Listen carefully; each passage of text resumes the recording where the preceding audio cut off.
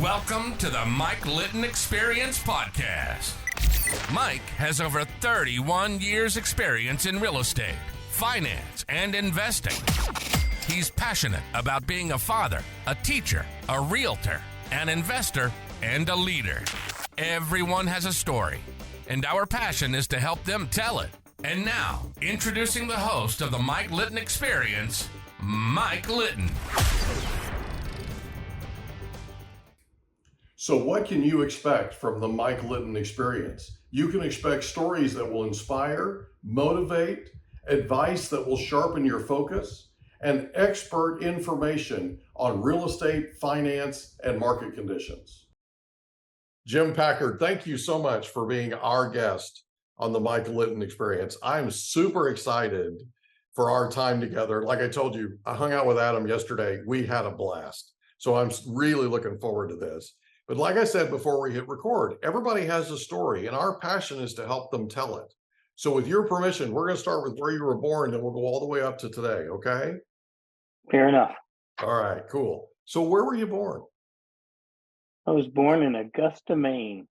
Really? Wow. Went to the same high school that my mother went to and my grandfather went to. Oh my gosh. So you grew up there? Yeah, had the same teacher in English that my mother had. Wow. I remember going to the chalkboard one day trying to dissect a sentence. Yeah. And she looked at me, she says, "No, Jimmy, your mother never had a problem with those." True story. Isn't that crazy? Oh, I love it. So mom cast a large shadow, huh? Yes, she did. Isn't that wild? I love that, Yeah. man. Yeah. She was a good student. Yes, she was. Yeah. So growing up, what was your favorite thing about growing up there? Oh, I grew up in, small little town, played Mm. baseball every day, one of those kids that Yeah. go out in the morning, play all day.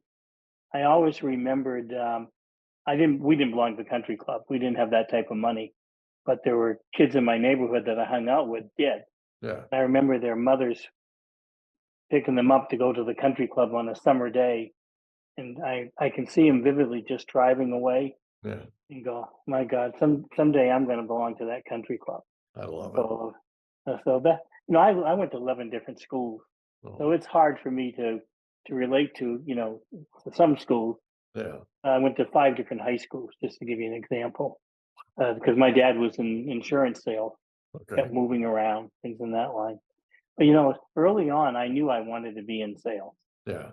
because they had a contest. I was in the 4th grade, and the 4th graders and the 5th graders got the chance to sell subscriptions to magazines. Yeah. And they took us in this great big room. They showed us all the prizes, and you could have this prize if you finished first, and blah, blah, blah. And I remember I finished first. Yeah. All right. And I got to pick whatever gift that I wanted. Yeah. And I remember I picked, now this is crazy if you think about it, a pearl handled knife with a leather case. That was the gift that I won. Yeah. And I remember on the bus the bus drive home, the bus driver took the knife away from me because I cut my finger. No. He had to wrap it up with a handkerchief. But I knew early on that I wanted to be into sales. Yeah. No question in my mind. When I got into high school or junior high school, I worked for the Miami News, Oh, there you go. and they had a contest. The first 3 people got to go to the World's Fair, Yeah. but number 4 through 60 got to go on a train up to Washington, D.C., and then up to New York to watch a Yankee game. And back Ooh. in those days, I was a gigantic Yankee fan. Yeah. I was a Mickey Mantle fan. All I wanted to do was finish either 4th or through 60. Right. Unfortunately, I didn't make 4th through 60. I hit number 1. And I traded the kid, that came in 4th for my number 1 position so I could go on a train to see the New York Yankees. And I I love passed that. up the trip to Seattle. Isn't that Yeah. crazy? I love that. Yeah. That's awesome. That World's Fair my grandfather went to. Is Oh, is that right? that wild? Oh, see, I Small might have seen him. world. That's crazy. So growing up, you knew you wanted to be in sales. Yeah. So, and in high school, did you have a favorite subject? No, I went to 5 different high schools. Yeah. I literally cannot remember a person that I in my freshman year of high school at all. Uh, I couldn't wait to get out of high school just Yeah. so I could go to college, and college wasn't any more stable because I didn't have the grades to go where I wanted to go. My Yeah. parents didn't have the money for me to go, so I actually stayed in my hometown. Went to the community college. I went to the same college that I had graduated from high school from. That's where my college classes were. Oh, And wow. I'm not going to lie to you, I was bitter. I mean, Yeah. my friends went away to the state school. I stayed behind. My grades reflected it. I think I Yeah. had a 1.3 one semester and a 1.6 the next semester. No. And the guidance council got a hold of me, and it was the first time I ever had a role model in my life that, Mhm. and he really got me straightened out. I made the grades. Eventually got to the state college, but it was what I thought was the hardest time in my entire life turned out to be probably the most rewarding. Yeah. So that's what I think is incredibly important about why we do the podcast that we do, the way we do it, because people have an opportunity to hear about situations that really, when you're going through them, you're thinking, this is just awful, right? But then you look back on it and you think, wow, I learned so much. I Oh learned so yeah, much falling flat on my face, right? Like Tony yeah, Robbins talks about this all the time. When you succeed, you party. When you fail, you ponder, right? oh yeah, I yeah. tell You my I learn told my from your son, mistakes, don't you? yeah, I told my You son the really whole learn time he from was them. growing up, I'm like, you're gonna learn more from losing than you ever will from winning, right? Absolutely. So don't look at losing with such a disdain, because really it's an opportunity, you know? And that's why when I had kids, I insisted that they go through the entire school system from first grade all the way through high school. We were not going to move. They were Yeah. going to stay in that school system, and as a result, they both, they did extremely well. So Oh, yeah. yeah, Yeah, great, great. Adam's amazing. I can't wait to meet your other son, but Adam's amazing. So, so you graduate high school, you go to college. What was your major in state college? it was business. Gotcha. Who Yeah, was the most influential person to you growing up? growing up. You mean in high school, grammar school, that type of thing, or Basically, college? your childhood. So, like the most significant person, most influential to me was my grandfather. I literally was on his farm from the time I was 2 weeks old until I was 18, and Yeah, he helped my grandfather and grandmother helped raise me from a baby, right? And I use things every day that I learned from my grandfather. And he had an eighth grade education, but he was one of the smartest people you'll ever meet. And I learned a ton from him. So that's what I'm getting at is who yeah. is the most influential? It was my best friend in high school was a uh, he was the son of a doctor or of a dentist, Hmm. and he had a very rich uncle. Hmm. In fact, he was third wealthiest man in Maine. So he Wow. owned a lot of timberland, and I remember he introduced me to him, and they would have dinner parties, and we would walk around with the plates and serving the rich people food, Yeah. and I remember he really helped me out in college. Yeah. He was I remember I was having a hard time in college, so I lived in a different place every semester. All Yeah. right, and when he heard about it, he made arrangements for me to go to the financial aid office, talk to the right people, and he asked me why I hadn't done it. And I said, "Well, I did. I went to the financial aid office. They said they had nothing. They had them." And he says, "I want you to go see him again." And Hmm. I went to see him again, and this time I used his name Hmm. and talked to the right person, and there was a scholarship there. Oh, wow. Wow. So how did that feel? That was pretty good. Yeah, it was. Yeah. Yeah, it was. That was a real turning Eh, point for you. yeah, he actually owned a lot of companies, and he offered me a job in sales. And at the time, I couldn't wait to get out of college and just get a Yeah. job and get paid. And I thought, nah, I'm not going to go into sales. As it turned out, I mean, we're all worked out for well. So I always look back and said, I wonder if I had taken that job. So Yeah. he was pretty influential. Yeah. That's amazing. What a great story. See, this is what I'm talking about. In our society, we need more people like him. Oh, We yeah. need more people like you. Okay. Because you have an impact that you don't even know. There was so much of you yesterday in Adam. I'm not joking. I'm like talking to Jim Jr. Okay. And I can tell that you went to great lengths to raise him a certain way, a good way, right? He turned out really good. He's an Yeah, he amazing did. guy. And he literally is like talking to a junior version of you. And it's one of the coolest things ever. He's got such a great head on his shoulders, and he knows a ton about business because of you and about life. You taught him a lot. And this is what I'm talking about. Okay. The effect that that man had on you, we should strive, you and I, to have that kind of effect on people every day. Absolutely. Okay. Yep. Because we can literally, no joke, we can literally change lives by a simple act of, I'll tell you what, go down to financial aid and talk to so-and-so. You with me? That didn't take but 2 seconds, and he completely changed your life. And we can have that impact. We can have that kind of impact on people if we just go at what we're doing every day. It's why we're doing this podcast. We're doing this so we can change people's lives. And we're getting feedback from people that we're doing it because they're hearing life stories like yours, and they're connecting with something in your story that inspires them and motivates them to go out and do things they've been putting off. We've talked to a bunch of people that are now writing a book, that are now speaking, they're now doing all kinds of things to make an impact and have an impact, right? Because of what we're doing, because of the people we've had on. Well, he was years later when I applied to the country club. Mhm. He was my sponsor. Yeah. Yeah. Yeah. Yeah. Yep. Yeah, he was. So Yep. lifelong dream, right? Something you'd wanted since you were a kid. Yep. You know, so I used to go to a country club with some friends of mine that were a lot more wealthy that we couldn't afford, any of that. But always amazing to me that we could go in and sit in the dining room and we could have a shake.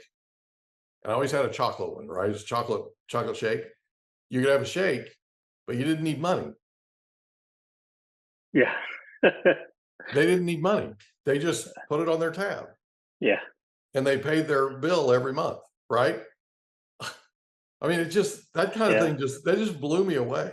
Yeah. My best friend did that, the one that I grew up with, and he'd go into the clothing store and buy 5 pair of pants and 3 sweaters and just sign his name. And I'm looking at him going, oh my gosh, Right.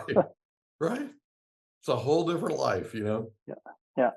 So you go to college, you graduate from college, then where do you go? I took a job at a great big retail store in Hartford, Connecticut called G. Fox and Company. Great store. 5,000 people worked there. I mean, they had guys that opened the elevator doors with white gloves on and things in that line.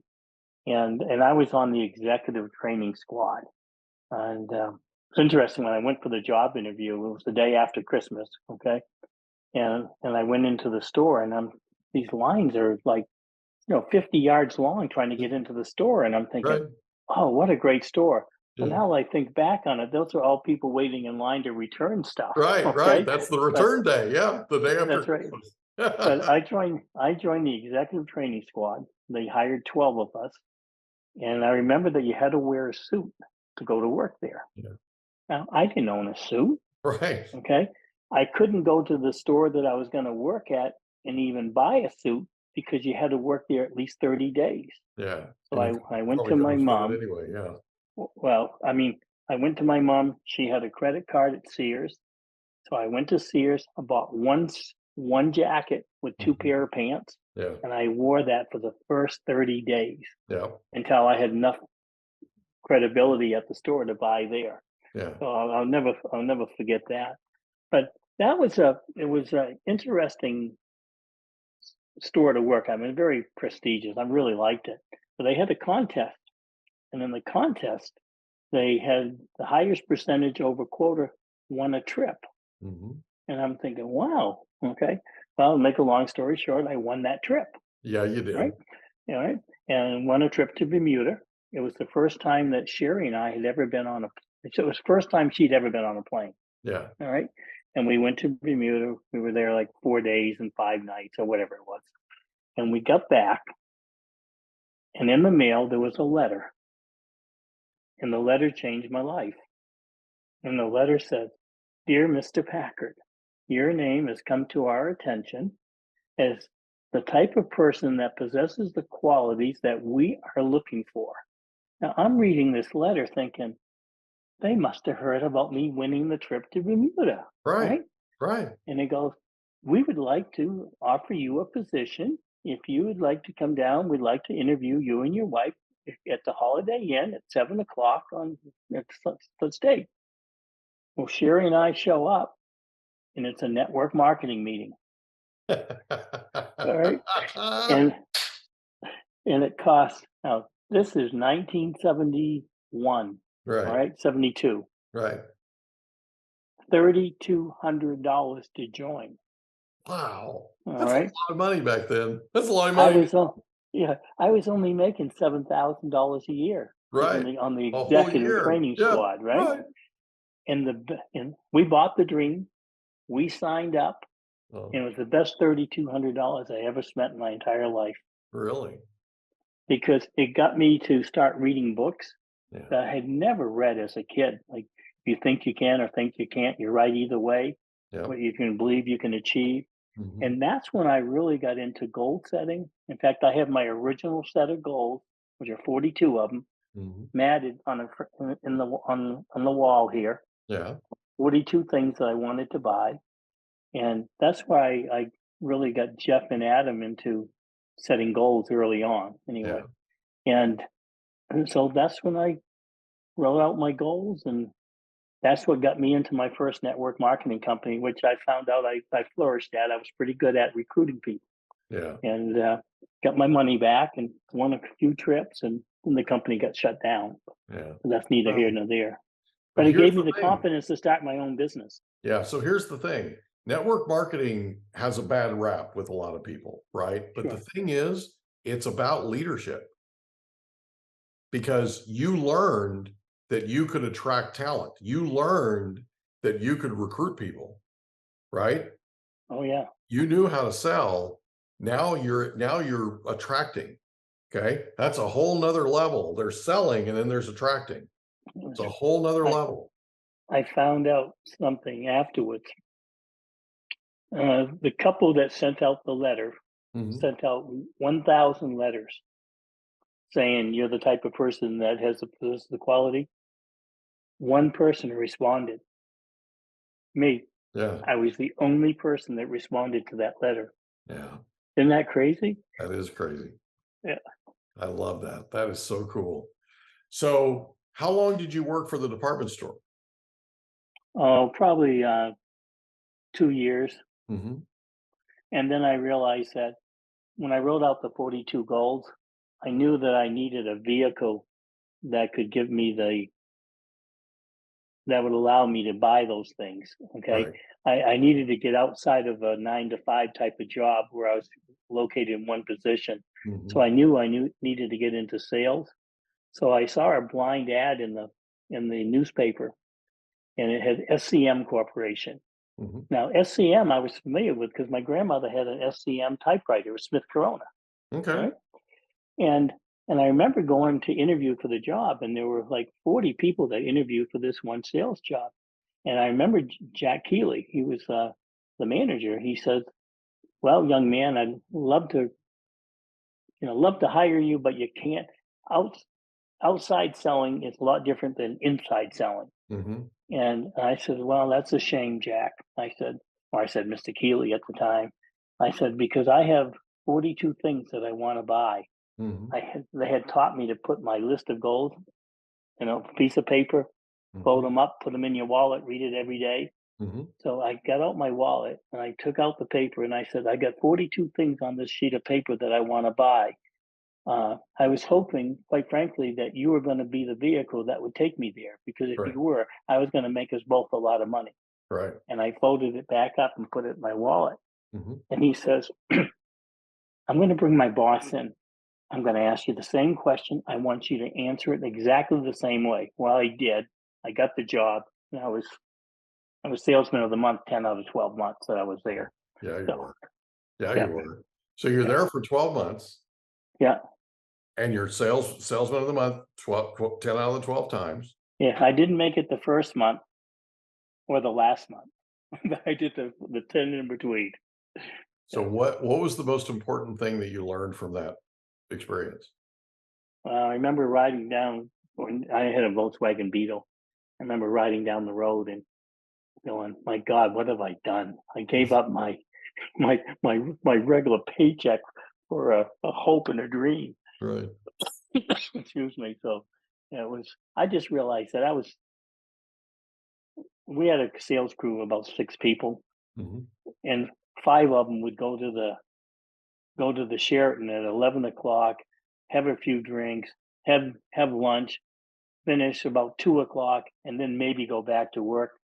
I was the only person working a full week. I Yeah. was out knocking on doors, Yeah. and I mean, as a result, I just I made the sale, so I got the recognition. So Yeah. That's awesome. That's awesome. I love your work ethic. So after that, where do you go? well, it was interesting. I wanted to get back to Maine.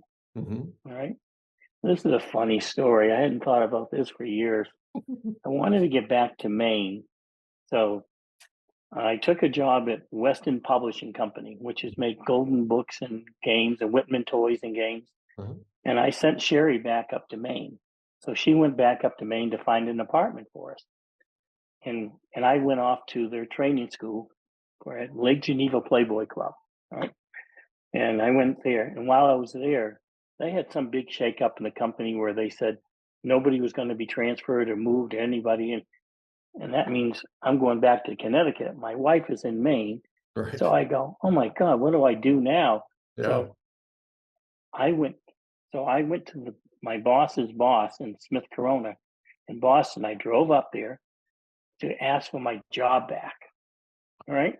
And this was after 6 weeks of not being there, right? Because I was in the training class and all that. And I remember going up and seeing, his name was Joe Ryan. And I remember going, and Joe, I said, is there any possibility that I can get a sales job with Smith Corona in Maine? Because this is where Sherry is. This is where I want to be. And uh, and he says, no problem whatsoever. He says, you can have Maine as a territory.